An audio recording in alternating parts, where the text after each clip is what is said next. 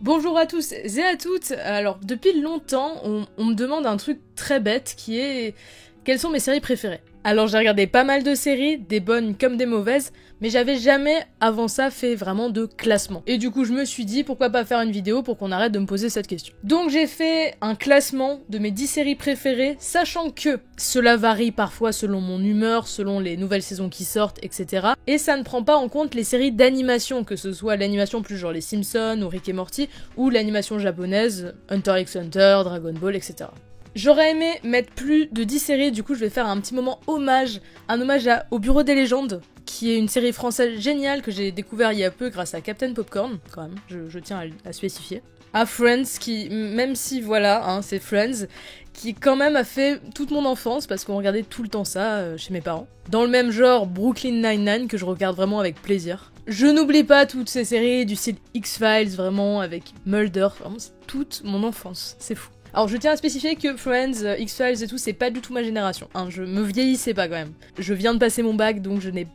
Voilà, les années 90, j'ai pas connu. Et plein d'autres séries comme Viking, La Casa des Papel, Downton Abbey... Alors je tiens à dire que mon classement ne rend pas du tout hommage aux séries françaises. Voilà, bon, il a fallu faire des choix, c'est très subjectif parce que c'est mes séries préférées, j'ai pas dit que c'était les meilleures séries de tous les temps, loin de là. C'est pour ça que, par exemple, j'ai pas vu Breaking Bad, donc voilà, c'est un des grands manques dans ma vie, il faut que je m'y mette, mais j'ai jamais vu Breaking Bad. De même, j'aime pas follement Westworld, enfin j'aime bien, mais pas au point que ce soit dans mes séries préférées. J'ai vraiment du mal avec The Wire, alors que c'est vraiment une série, on m'a dit, regarde-la, et j'ai du mal. En plus, il y a Hayden Gillen dedans, donc je devrais aimer de base, mais non. Et j'ai vraiment du mal avec Walking Dead à partir de la saison 4. Voilà, il paraît que ça devient mieux, mais j'ai pas eu la foi de continuer. Personne n'est parfait, je lance tout de suite mon classement, c'est parti. En 10ème position, une série qui est vraiment géniale, je pense qu'on peut pas vraiment le contester, mais je trouve qu'elle est trop irrégulière pour pouvoir lui donner une meilleure place dans le classement.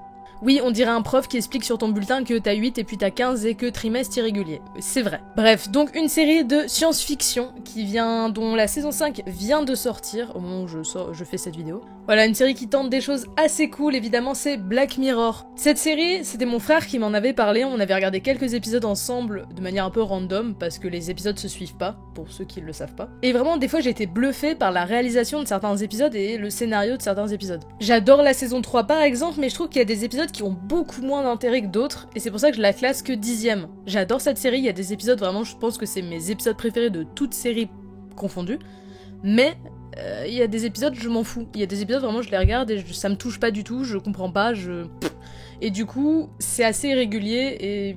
ouais, bof. Néanmoins, je vous le conseille à tous, fans ou non de science-fiction, ça peut parler à tout le monde. Pour ceux qui ne connaissent pas le concept, chaque épisode c'est une histoire différente sur un futur plus ou moins proche, et c'est des dystopies en fait. Ça montre les dangers de la technologie. Le plus simple, c'est sûrement Tais-toi et danse. Ouais, c'est vraiment le plus bateau, c'est le premier que j'ai vu. Voilà, je mettrais 8 sur 10 quand même à la série que je conseille fortement. En 9ème position, une série beaucoup moins connue mais que j'adore avec l'un de mes acteurs préférés. Là vous êtes en train de chercher une série avec Hayden Gillen, mais pas du tout. C'est une série totalement barrée, comédie policière. Alors malheureusement elle s'est terminée au terme de sa 2e saison, qui est sortie cette année ou l'année dernière, je sais plus. C'est évidemment Dirk Gently, donc une série avec Elijah Wood, et sachez-le, j'adore Elijah Wood. Comme je pense que très peu de gens connaissent cette série parmi vous, je vais vous expliquer, en gros c'est un détective privé, un détective holistique, qui croit à l'interconnexion des choses et à la coïncidence, etc. Et c'est très compliqué à résumer, mais en gros il y a une enquête qui porte sur une saison. La 2e saison je l'ai pas vue. Je vous avoue, je l'ai pas vue en fait. Je suis très en retard dans ce que je regarde. Mais la première saison était géniale, en fait c'est toute une enquête, mais complètement barrée, c'est totalement loufoque, mais c'est très drôle. Le scénario est cool. Franchement, j'aimerais la conseiller à tout le monde parce qu'elle est drôle, elle se regarde hyper facilement. S'il n'y a pas un style particulier, tu peux vraiment... Il y a de tout dedans. Voilà, c'est 1 ou 2 saisons, ça se regarde assez vite. Mais faut pas chercher quelque chose de sérieux. Faut aimer ce qui est barré, mais moi j'aime pas ce qui est barré de base et pourtant j'aime cette série. Donc ce qui est un peu étrange. Je vais lui mettre 8 sur 10 et je vous conseille d'aller voir le trailer si ça vous intéresse pour voir si vous aimez ou non. Parce que vraiment c'est une série trop méconnue pour ce qu'elle est géniale. En 8ème position, une série que j'ai beaucoup hésité. Je ne savais pas où la mettre. C'est une série Netflix qui va s'arrêter cet été avec 7 saisons. Une série avec beaucoup de filles, c'est un drame, ça peut être une comédie. Si vous connaissez, vous avez évidemment deviné, c'est Orange is the New Black. Je me suis rarement ennuyée en la regardant. Après, je vais être honnête, j'ai eu beaucoup de mal à rentrer dedans. Vraiment, ça me mettait mal à l'aise au début, c'est pas mon genre de série.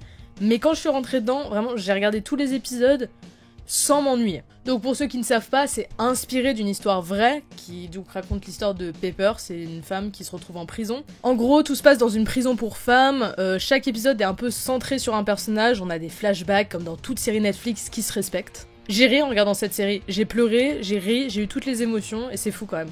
Alors oui, je sais, vous allez me demander, je sais, ça ne va pas du tout, mais... j'aime Pornstache. Bref, pardon, je reste sur un 8 sur 10, même si la saison 6 est un peu moins bien quand même. Je vous conseille la série si vous êtes intéressé. Sinon, je pense que vous allez pas rentrer dedans, je suis honnête, je le dis, c'est pour un certain public. Donc allez voir la bande-annonce, allez voir le trailer si ça vous intéresse ou non. Voilà. En 7ème position, une série dont j'ai adoré la saison 1, il y a 3 saisons. La deuxième est beaucoup moins bien et la 3 rattrape un peu. C'est une série policière adaptée d'un film qui a le même nom. Voilà, une histoire de valise inspirée d'une histoire vraie, il paraît. C'est évidemment Fargo. Fargo, pour l'histoire, c'est 3 saisons. Chaque saison a son histoire distincte. La série est toujours pas finie. Chaque saison, c'est sur un type assez banal et il y a un truc qui se déclenche et là, c'est un peu la merde. C'était le résumé série par Mélie. On a toujours une enquête. Franchement, regardez pour la saison 1. La saison 1 est géniale. Vous pouvez ne pas regarder les autres, on s'en fout. Mais la saison 1, c'est obligatoire. C'est prenant, c'est intelligent, la réalisation, le scénario, tout est super. C'est objectivement l'une des meilleures séries, des meilleures saisons du moins, de ces dernières années. Je préfère presque la série au film, alors que le film c'est quand même mon préféré des frères Cohen, c'est dire. Donc voilà, je mettrai 9 sur 10 en conseillant cette série à tout le monde, voilà, c'est un régal cinématographique. En 6ème place, la série de mon enfance, la série qui passait tous les étés sur la même chaîne que je regardais à la télé. J'ai vu tous les épisodes, je m'en lasse jamais. C'est une série humoristique qui passait sur W9, évidemment c'est Malcolm. Malcolm, c'est un peu comme une sitcom qui se concentre sur une famille avec des épisodes de 20 minutes, et c'est humoristique, c'est drôle, et franchement c'est ma préférée du genre. Si vous aimez ce genre de truc que vous n'avez pas vu, vous allez forcément aimer. En plus, si vous revoyez les épisodes maintenant, vous allez vous rendre compte, c'est un peu comme les Simpsons, qu'il y a une seconde lecture qui est absolument géniale. Après Malcolm, je trouve que c'est très générationnel. Je trouve que pour l'avoir dans ses séries préférées, faut l'avoir regardé petit pendant les vacances sur W9, enfin, le genre de truc quoi. Rien que par nostalgie, je le mets aussi haut dans le classement, les acteurs sont géniaux, il y a tellement de phrases qui sont devenues cultes, j'aimerais le conseiller à tout le monde, mais je suis pas sûre que ça plaise à tout le monde. Donc pareil, je mettrai 9 sur 10, je vous la conseille, sauf si vous aimez pas ce genre de série, ou pour vous détendre, voilà. Sinon, je pense que de toute façon, vous avez déjà regardé. En 5ème place, maintenant, et là on arrive vraiment à mes chouchous. Vraiment, ces 5 premiers, c'est mes séries de cœur que j'ai regardé, que j'ai aimé regarder, mais genre du début à la fin. Et on va commencer par une série que j'ai découvert il y a pas si longtemps que ça. C'est un drame autour d'une famille dont la 5ème saison devrait sortir cette année. Dedans, il y a des acteurs de génie. Je parle d'Adrian Brody. J'aime bien Adrian Brody, oui. Je parle d'Aidan Gillen, ce bon vieux Bellish. Et je parle surtout de Cillian Murphy. Évidemment, Peaky Blinders, c'est ma 5ème série préférée. C'est une série qui tourne autour des Shelby, c'est une famille, surtout de Tommy, c'est leur chef. Et on va connaître toute leur ascension sociale. C'est dramatique, il y a beaucoup de retournements de situation, c'est un peu, des fois ça vire un peu en Game of Thrones, t'as un peu mal au cœur quand même. Mais plus que ça, la mise en scène, le montage, la réal, le scénar, l'image, tout est génial, vraiment. J'ai rarement été aussi impressionnée en voyant une série récente de tout, vraiment du visuel. À part la saison 3 que je trouve un peu plus lente et un peu moins intéressante, je conseille vraiment cette série. Pareil, 9 sur 10, je vous la conseille, quelles que soient vos séries préférées, quel que soit le genre que vous aimez, je vous conseille cette série, elle peut plaire à tout le monde, elle est pas assez connue je trouve pour ce qu'elle est, et on attend la saison 5 avec impatience. En 4ème position, on va remonter dans les années 90. C'est une série policière d'un réalisateur très connu, qui a fait plein de films connus. On a un meurtre, on a des suspects, on est dans un petit village des États-Unis. C'est bizarre, mais c'est génial, on va absolument savoir à la fin, on veut absolument savoir qui a tué. Il y a du café, il y a des donuts, il y a des hiboux aussi. C'est évidemment Twin Peaks. Voilà, Twin Peaks, série culte des années 90. Donc ça raconte l'histoire de Laura Palmer, c'est une fille qu'on retrouve dans un lac qui est morte. Et donc le mystère reste entier sur qui l'a tuée. Toute la première saison et la première partie de la deuxième saison portent sur ça. Après on sait qui l'a tuée et après ça part complètement cacahuète.